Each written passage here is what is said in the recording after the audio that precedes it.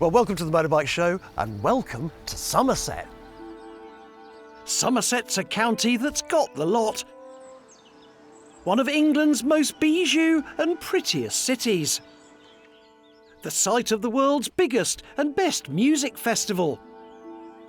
Ancient and wacky architecture like this dovecote for our feathered friends. And mile upon mile of rural roads running their way through the most gorgeous landscape. So I'm going on a journey starting in the historic cathedral city of Wells, then heading to Glastonbury and its ancient Abbey, before winding my way to the market town of Bruton, and then finishing up near Yeovil at the Haynes Motor Museum. Well, yep, you're absolutely right, that is Glastonbury tour. Well, that's where we're going, but what are we going on? Studio flat, anyone?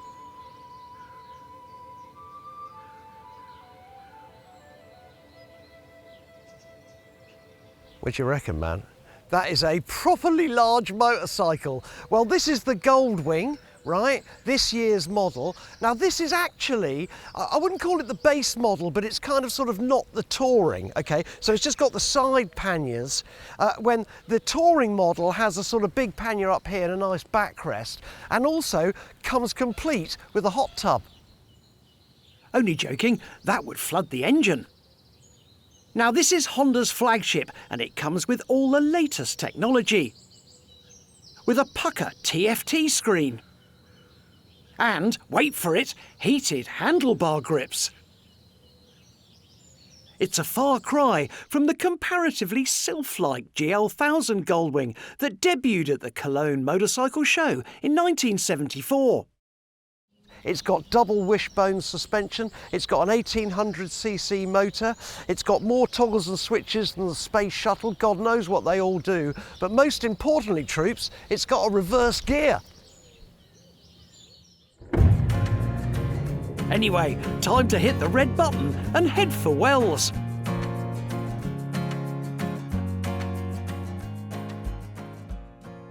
First impressions of my spaceship.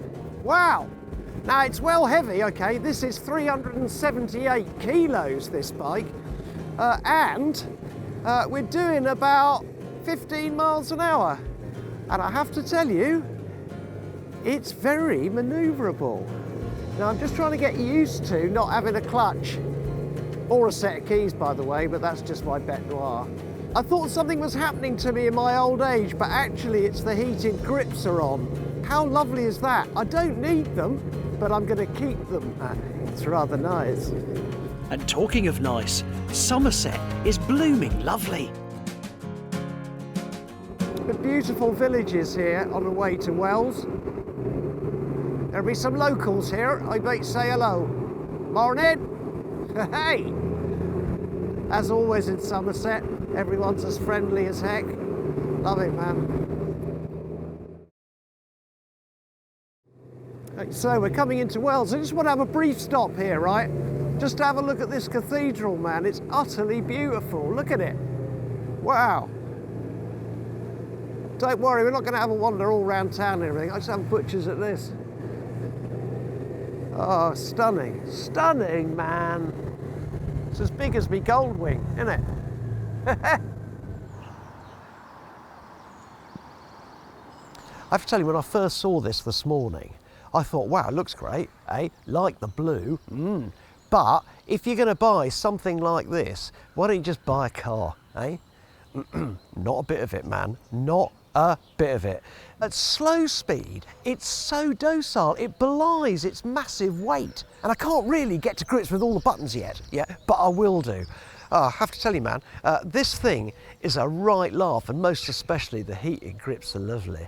Hey, look, I really want to get back on it right now, but let's quickly have a look at Wells Cathedral.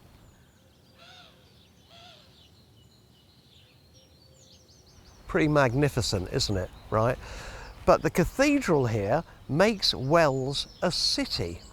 Now, it is actually the second smallest city in the UK, the first being, amazingly, the City of London.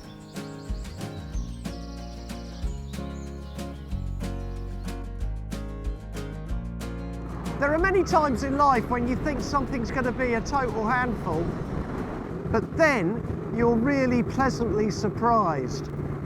This Goldwing, whoever designed it, should be knighted in my view. It's a revelation, man. Really, honestly, a revelation. All right. And talking of revelations, I'm heading from a cathedral in Wells to an abbey in Glastonbury, no less. Now, we're not going to Glastonbury tour, everyone goes there, right? And we're not going to the festival because it's not time. But I thought I'd have a look at Glastonbury Abbey, eh? Why not? Do you know what? I'd love to do an alternative lifestyle. It's just me wife that might have an issue. Man, I'm in another world on my intergalactic sofa. Luke Loader is my guide to the Abbey. This place is utterly, utterly beautiful. Tell me a bit about the history. It's a monastery that starts maybe in the 5th, 6th century AD. Wow, okay. Grew to become a very, very large and powerful Anglo-Saxon abbey. And then we moved on to the Norman conquest. The Normans take over the site, expand upon it, make it larger, and all through it kind of grows into becoming one of the largest and most important monastic sites in England. Allegedly, King Arthur was buried in the graveyard with his missus before Henry VIII took a wrecking ball to this famous institution. Henry VIII has started to shut the monasteries down in the country, primarily for land, money and power. Of course, the Pope in Rome won't let him, so he takes control of the church, creating the Church of England, and begins a systematic closure of the monasteries. I feel as I've just met King Arthur. I'm sure it's a very spiritual place, Glastonbury. You kind of sort of feel it. According to legend, King Arthur will one day return to lead his people. I'm not sure about that, but there's one legendary British bike brand. Oh man, I'm loving this bike.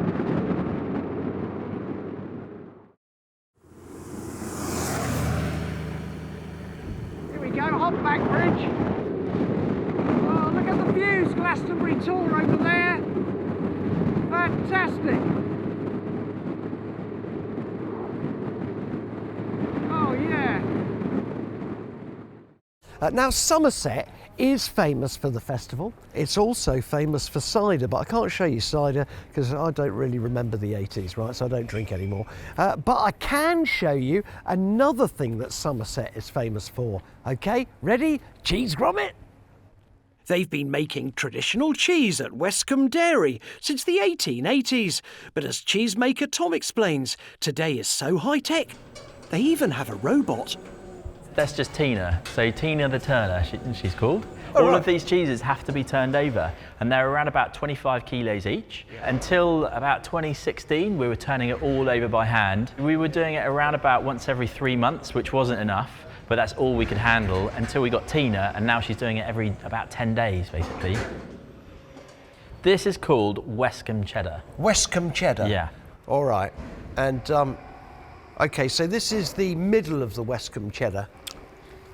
Oh, look, that's quality. Man, that really does taste really nice. That was a lovely piece of cheese. And that's to get back on the Goldwing for the final leg of our Somerset journey.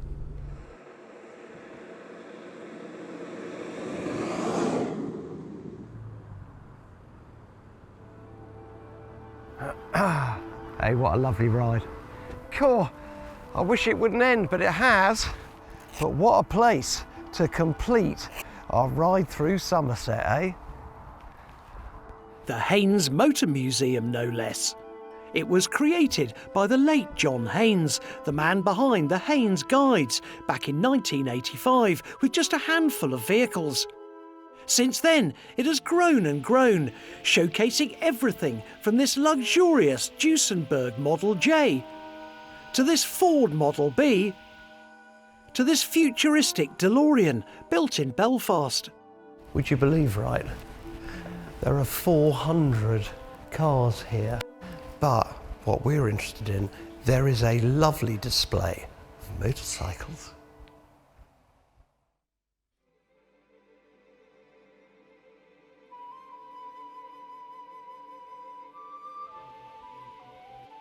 Now, I'm ashamed to say that this is my first visit to the museum, but what a treat! And now John, one of the 80 staff and volunteers, is giving me the lowdown. The owner's manuals would have come first. John was still producing those, I believe, when he was a serving officer in the Royal Air Force. Wow, really? And then obviously the museum, was the legacy of that. those manuals. Absolutely. Yeah? And what we've got today is, of course, a legacy in total of John's life. Yeah, fantastic, man. The bike collection spans the years from 1914 to 2007, and it's mainly British and American sleds. But the jewel in the crown is a unique personal collection of speedway bikes, and I have the privilege of being one of the last to see it intact here in Somerset. Now, a little birdie tells me that this incredible speedway collection is on its way to market. Is that right? It is, yeah. It's a collection. It's called the Foreshore Collection, being from the gentleman who amassed this collection, a gentleman called Richard Foreshore, Yep. who was a great engineer, an avid collector, and former racer himself. Right. Sadly, Richard passed away in 1997, and shortly afterwards the museum were approached to be custodians of this very, very unique collection. Absolutely. And it's been with us for 25 years. The family have made the decision now to release it to auction, and Bonhams, the auctioneers, are handling that on behalf of the family. So before the hammer goes down, let's have a final look at a few of the finest pieces. In front of us here, the Indian, Well, mate, that's stunning. 1927.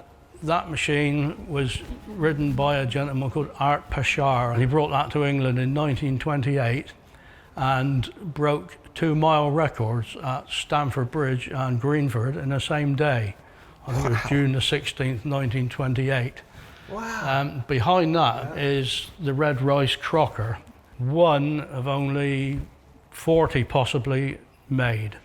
I've never heard of a Crocker speedway bike. It's probably the only complete one in existence. Bonhams have put an auction guide on that of 100 to 150,000. Yeah, right, I'm not surprised. So we're talking serious money, along with the Indian, a similar sort of guide. So they're the two most unique machines in the collection, certainly, Henry. But away from the big money items, other bikes are not so pricey.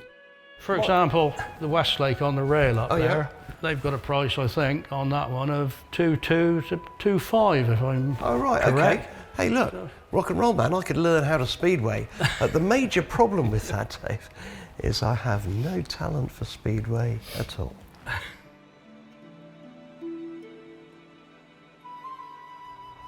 Hey, look, if you are parsing these parts, Haynes Motor Museum, check it out, it is amazing.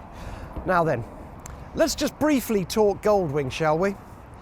This thing, this morning, when I looked at it, I thought, what's it all about, man? It's just a sort of boudoir on wheels. Fast forward 8 hours, it is a remarkable machine. I've found something that I'm not quite sure about, right? Not that I don't like, but I'm just not sure about it, and that is, with the front brake, you get front and rear braking. I think with a rear brake, you just get rear braking. So I don't like dual braking. That's the only thing, honestly, I can find that is wrong with this thing. It will take you on a 30-mile ride from Wells down to the Haynes Motor Museum, or it'll take you to Monaco just as easily. You must try one of these things. I have to tell you, it has been an absolute revelation to me, and I think it could be, well, quite nicely described as an intergalactic sofa.